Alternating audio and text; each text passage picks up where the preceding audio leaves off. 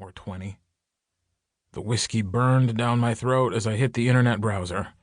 It opened to the YouTube page, as it always did. Stupid, really. I'd watched the clip countless times over the past 3 months. I had the thing memorized. No, I had the fucking thing memorized. Whatever. I tapped play and reached for the shot glass, only to find it empty. As the aerial shots of the wedding party filled the screen, I switched back to the martini. My wedding had been live-streamed, the culmination of the reality series Titan Love that followed my fiance and me from proposal to wedding day. Though I had the phone's volume off, my mind played the soundtrack as clear as if I was living it for the first time all over again.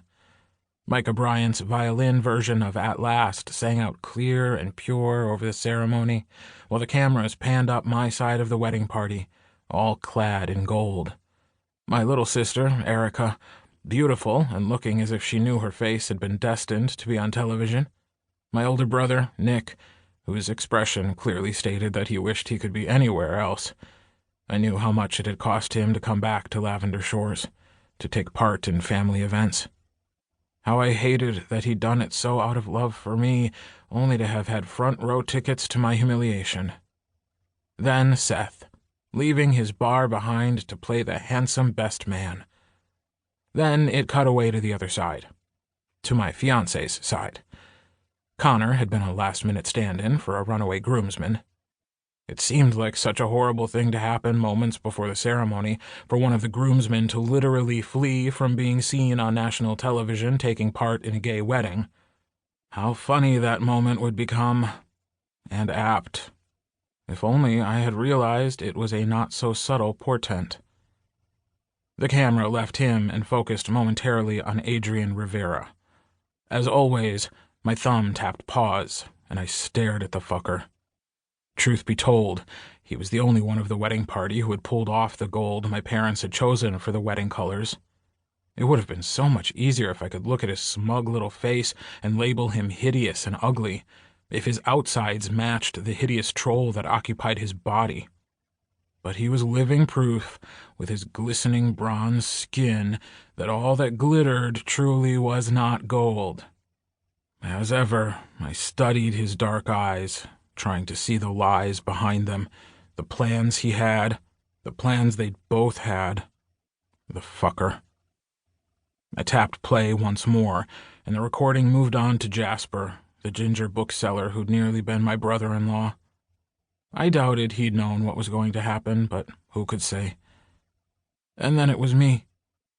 Maybe I couldn't really pull off the gold necktie, but I looked beautiful. And happy. So fucking happy. Hell, I shone brighter than the gold itself. Then Harrison. Also beautiful. More than beautiful. But unlike me, he didn't shine. Didn't glow with happiness. The cameras had caught it, as surely as I had in that moment as we'd been about to exchange vows. I had seen it. I'd not understood it, but I'd seen it. That moment. I didn't care that we were on national television. I didn't care that it was live. All of that vanished with the dark shadow that played in Harrison's sweet brown eyes. I could still feel that tingle of panic, of dread, even 3 months later. Fearing the answer, I'd mouthed, "You okay?" Harrison nodded, and relief had washed over me. It was normal to have wedding day jitters, especially considering our wedding day in front of the entire world. I tried to smile encouragingly, communicating the depth of my feelings for him.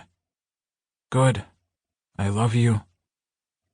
Though it wasn't in the plan, nor scripted, Harrison leaned in and pressed his lips to mine.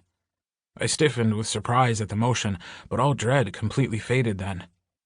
It was just nerves, just a passing moment. Soon the wedding would be over and it would just be us.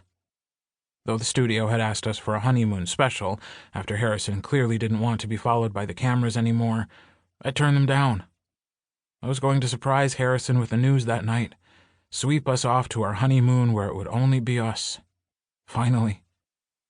Harrison pulled back from the kiss slightly, and the look in his eyes brought all the fear back.